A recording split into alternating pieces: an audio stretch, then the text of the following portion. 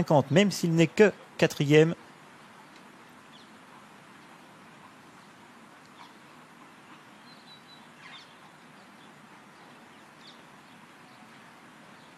Fast Tracker qui est bientôt dans sa boîte. Le voilà, départ imminent.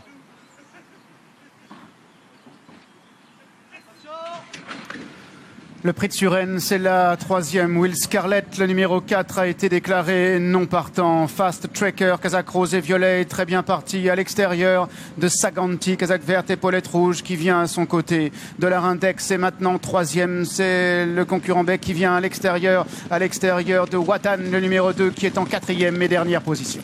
Sous la double conduite de l'As Saganti et du numéro 5 Fast Tracker, alors que le de Wadan a été placé en dernière position à la hauteur du 3 Dollar Index. Avec Fast Tracker qui est le meilleur, une demi-longueur devant Saganti. Dollar Index est troisième, le 2 Wadan est quatrième. Fast Tracker va maintenant prendre seul l'avantage. Saganti va être placé dans son sillage en deuxième position, lui qui est quatrième du Critérium International. En troisième position, c'est Dollar Index pour l'entraînement de Mathieu Bram, laissant toujours le de Wadan, quatrième et dernier.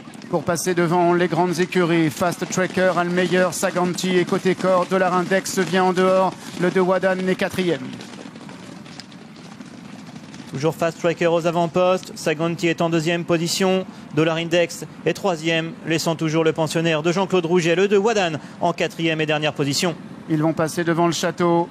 Fast Tracker avec une longueur devant Saganti dans son dos à l'extérieur. Le 3 Dollar Index accompagné par Wadan qui vient dans le sillage de Dollar Index. Fast Tracker qui a l'avantage et qui durcit maintenant la course. Dollar Index est en deuxième position. Saganti est troisième le long de la corde devant Wadan qui est toujours quatrième et dernier pour sortir du tournant final. Ils entrent dans la dernière ligne droite à environ 500 mètres du but. Fast Tracker est à la corde. Dollar Index à son extérieur. Saganti vient troisième. Wadan est quatrième. À 450 mètres du disque final, c'est Fast Tracker qui a toujours l'avantage. Dollar Index est maintenant lancé à son extérieur par Augustin Malavet devant Saganti qui est troisième et Wadan qui a été décalé par Christian Desmureaux. Fast Tracker qui repart maintenant avec Tony Picon avec à son extérieur Dollar Index alors que Wadan essaie de progresser en dehors pendant que Saganti est côté corde. Fast Tracker qui compte maintenant 2 longueurs d'avance, 3 longueurs devant Dollar Index et Saganti qui progresse à l'intérieur. Fast Tracker impressionnant ici qui s'impose très nettement. Dollar Index deuxième devant Saganti. Wadan se contentera de la quatrième et dernière place. Fast Tracker ne cesse de repousser ses limites. Il s'impose, il triple la mise. Lui qui restait sur une convaincante victoire du côté de Saint-Cloud. Il s'impose sous la selle de Tony Picon pour l'entraînement d'Henri-Alex Pantal. Ce joli Alezan s'impose très facilement dans cette épreuve. La deuxième place pour le numéro 3 Dollar Index qui a dû voyager nez au vent dans le parcours mais qui a su magnifiquement se relancer. Saganti est troisième le long de la corde et la déception pour le numéro 2 Wadan qui doit se contenter de la quatrième et dernière place. Et un nouveau succès pour le fils de Churchill et de Emma Knowles, entraîné par Henri-Alex Pantal, sa troisième victoire consécutive. Il est gagnant à Cagnes du prix du Fort Carré, il est gagnant à Saint-Cloud du prix Gripper d'une classe 2. Le voici maintenant au niveau listed avec ce succès désinvolte dans le prix de Suresnes. On avait peur d'une course tactique. On savait que Fast Tracker était capable d'aller de l'avant. C'est ce qu'il a fait. Tony Picon a pris ses responsabilités. Le cheval a l'air vraiment maniable. Il a pu respirer et ensuite accélérer de magnifique manière. Il n'est pas du tout dérangé par le terrain très souple du jour. Oui, il l'avait d'ailleurs déjà démontré la dernière fois sur l'hippodrome de Saint-Cloud. Et comme Ace Impact qui a remporté le prix de Suresnes l'an passé, il est passé par l'hippodrome de la Côte d'Azur. Wadan, lui, peut-être ne s'est-il pas fait à cette piste qui était lourde. En tout cas, il n'a pas pu dominer un seul de ses adversaires.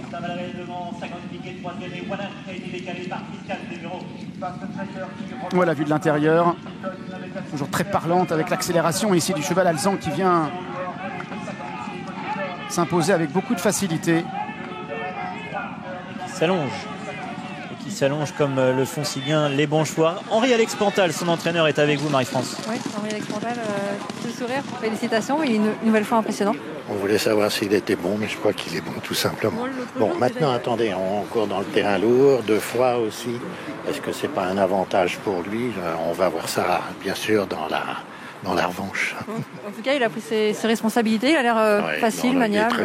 Très facile. À part un petit peu pour embêter, pour rentrer dans les boîtes de départ, mais autrement, c'est un cheval qui est très facile en course. Très facile. Direction le Jockey Club.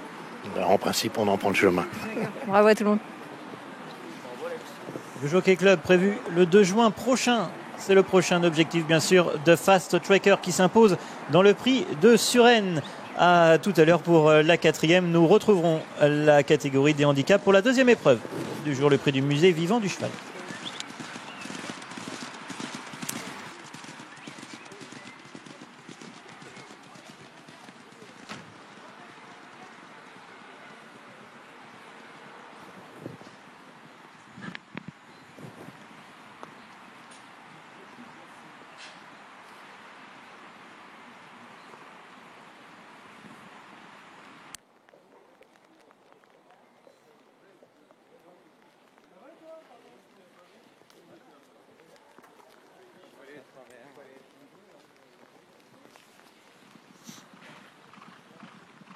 Attendre les impressions de Tony Picon.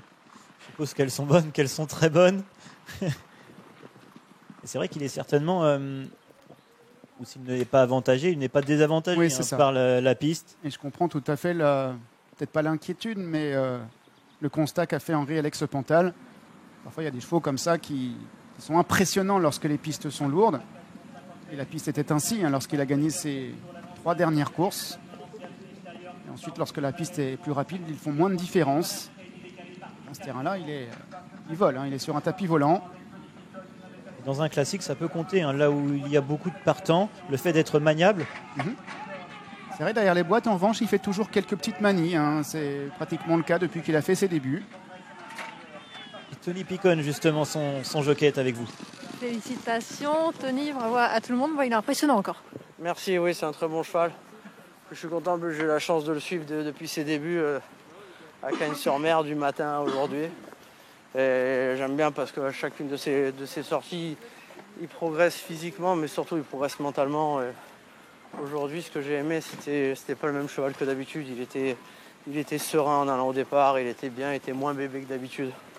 Et voilà, les chevaux qui vont dans le bon sens avec les courses, c'est quand même bon signe. C'est un cheval que j'estime depuis le début et que j'aime beaucoup. Et voilà, ça fait vraiment plaisir.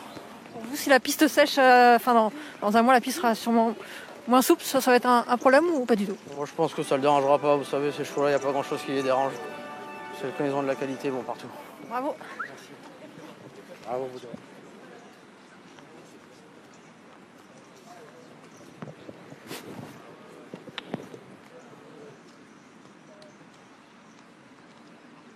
On peut faire rêver quand on est jockey, quand on est entraîneur. Oui, également.